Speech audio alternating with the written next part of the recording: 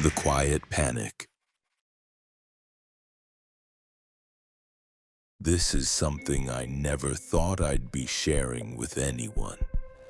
But after what happened to me 3 months ago, I can't keep it to myself anymore. I've been an urban explorer for over 6 years now, and I've crawled through abandoned hospitals, climbed derelict factories, and spelunked through forgotten tunnels.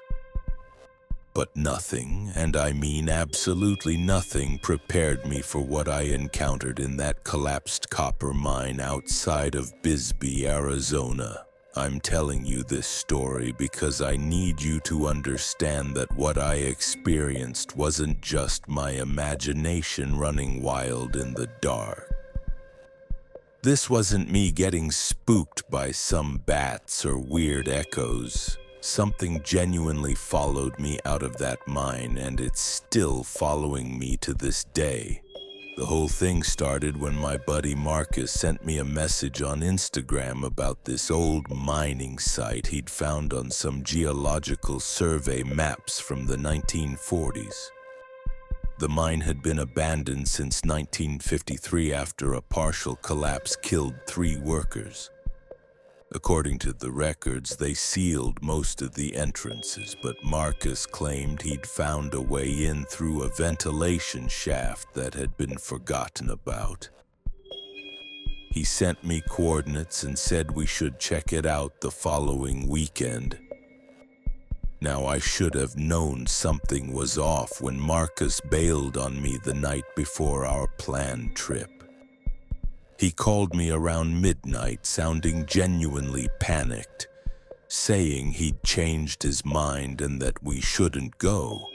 When I pressed him for details, he just kept repeating that he'd had a bad feeling about the place ever since he'd scouted it out earlier that week. Marcus had never backed out of an exploration before, so this was completely out of character for him. But I'd already driven 4 hours from Phoenix, booked a motel room, and frankly, I was too stubborn to turn back. I figured Marcus was just being paranoid, and I'd done plenty of solo explorations before.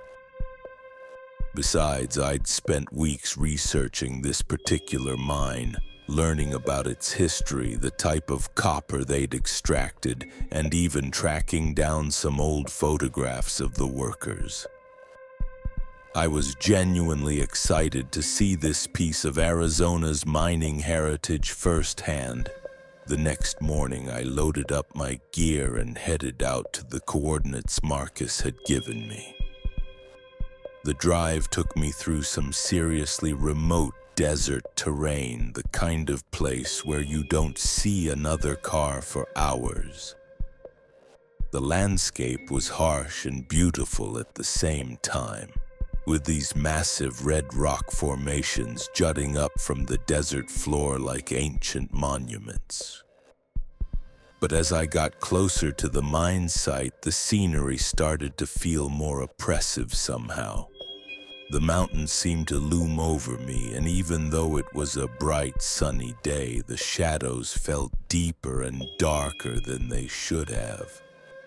I found the ventilation shaft exactly where Marcus said it would be, hidden behind a cluster of creosote bushes and partially concealed by decades of desert debris.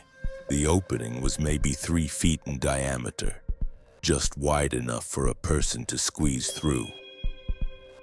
There was no official signage warning people to stay out, but someone had spray-painted "Danger" and "Keep Out" in faded red letters on the concrete rim of the shaft. As I set up my equipment and prepared to descend, I noticed something that made me pause. The area around the mine entrance was completely silent. I mean dead silent. No birds, no insects, no wind rustling through the brush. In all my years exploring the Arizona desert, I'd never experienced that kind of absolute quiet. It was like the entire ecosystem had decided to avoid this particular spot. I should have listened to that warning, but curiosity got the better of me. I secured my rappelling rope to a sturdy metal beam that was still embedded in the concrete, tested my headlamp and backup lights, and started my descent into the shaft. The walls were lined with rusted metal sheeting, and I could see where decades of flash floods had carved strange patterns into the sediment that had accumulated at the bottom. The shaft dropped about 40 feet before opening into a horizontal tunnel that stretched off into the darkness. My headlamp illuminated maybe 20 feet ahead of me, revealing timber supports that looked surprisingly intact despite the mine's age. The air was cool and dry, with a metallic taste that I attributed to the copper deposits in the rock. As I made my way deeper into the mine, I started documenting everything with my camera. The tunnels branched off in multiple directions, creating a maze-like network that would have been easy to get lost in without proper preparation. Fortunately, I'd brought plenty of glow sticks to mark my path, and I made sure to leave one every 50 feet or so.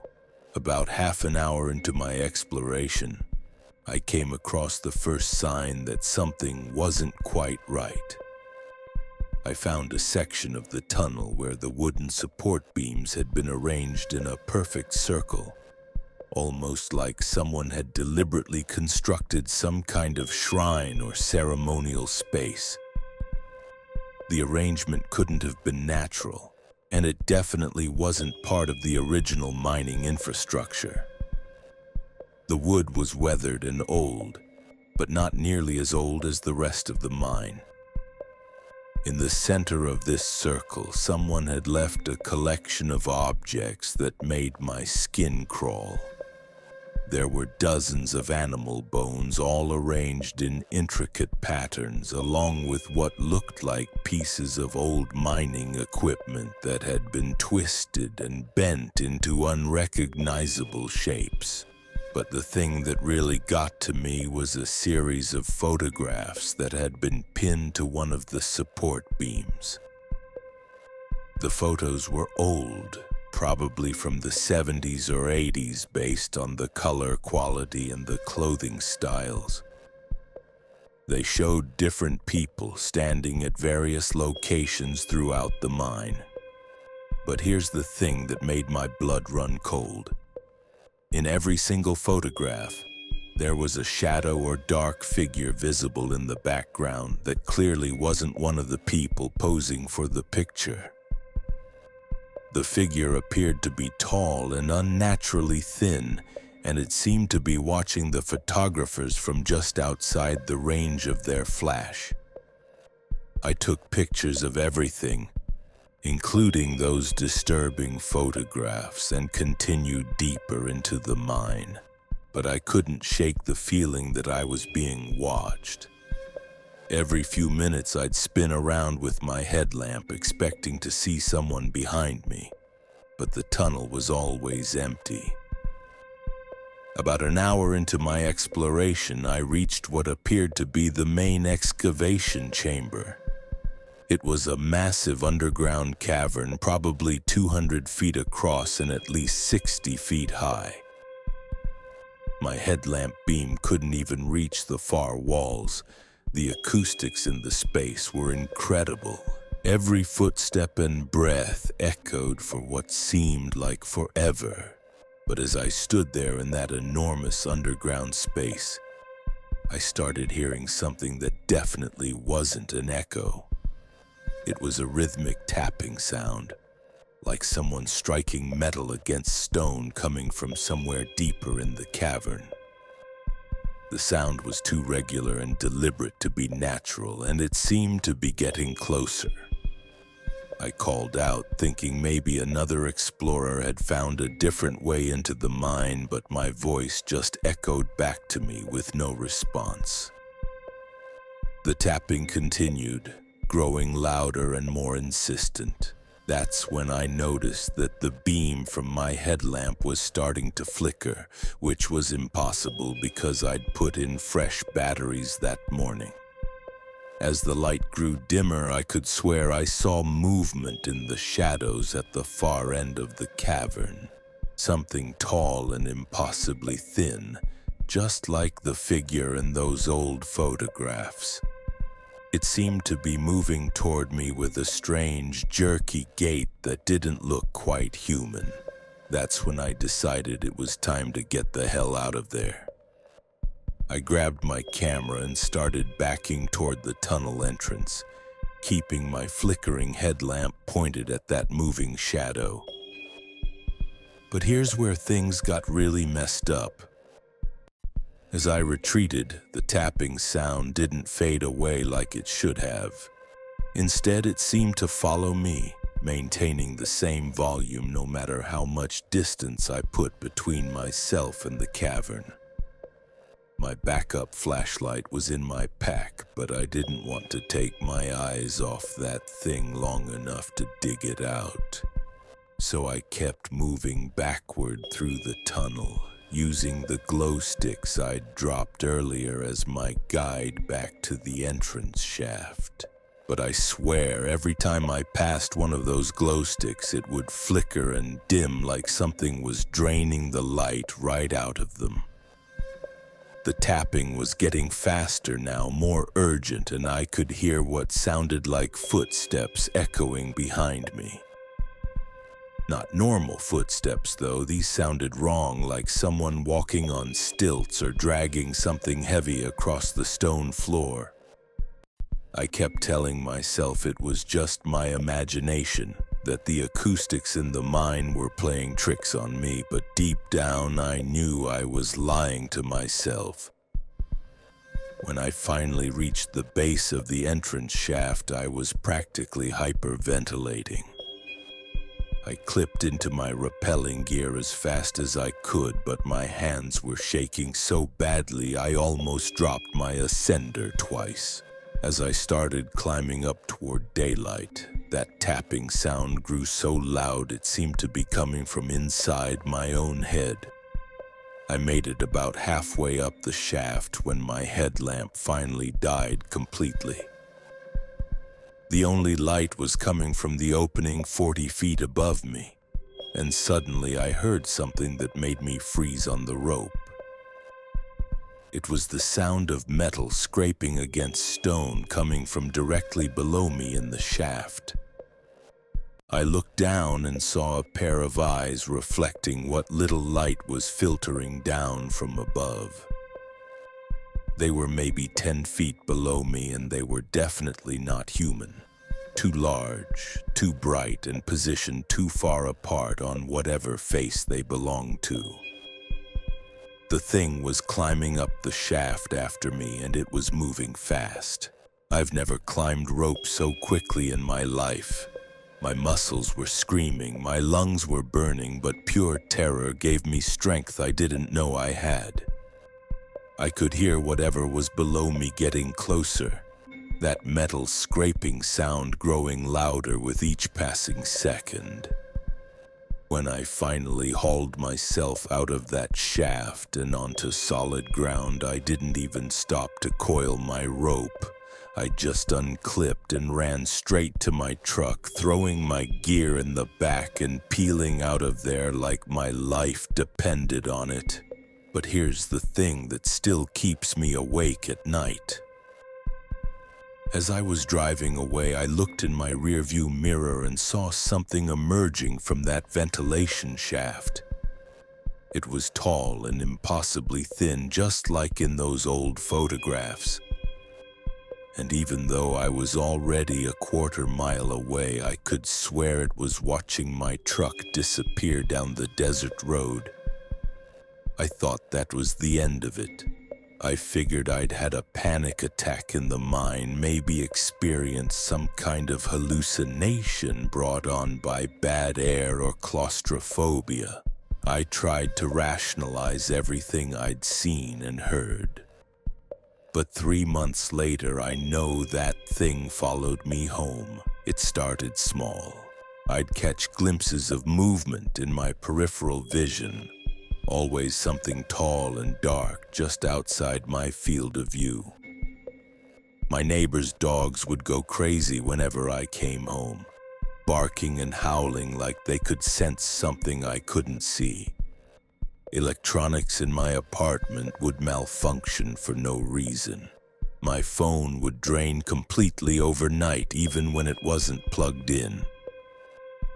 Then the tapping started. Every night around 3 in the morning, I'd hear that same rhythmic metal on stone sound coming from somewhere in my walls. I called maintenance thinking it was a pipe issue, but they couldn't find anything wrong with the plumbing. The tapping would stop whenever anyone else was around.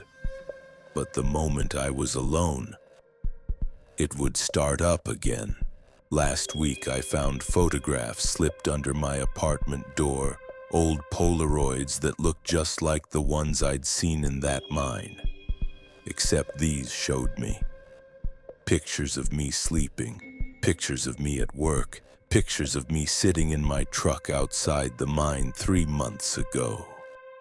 And in every single one there's that same tall, dark figure standing just behind me or just outside the frame. I've tried everything. I've had my apartment blessed. I've burned sage. I've even considered moving to a different state. But I know it won't matter. Whatever I woke up in that mine has claimed me, and it's not going to let me go. I'm sharing this story because I need people to know what's out there. If you're an urban explorer, if you're someone who likes to poke around in abandoned places, please learn from my mistake. Some places are abandoned for a reason. Some doors should stay closed and some things are better left undisturbed. Marcus was right to back out. He probably saved his own life by listening to his instincts. I should have done the same. The tapping is getting louder every night and those photographs keep appearing. I don't know how much longer I can handle this.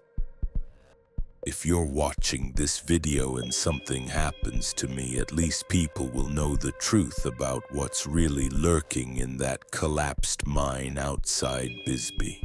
Whatever you do, don't go looking for it. Don't make the same mistake I did. Because once it sees you, once it knows you exist, it will follow you out of the darkness and into your life. And it will never ever let you go.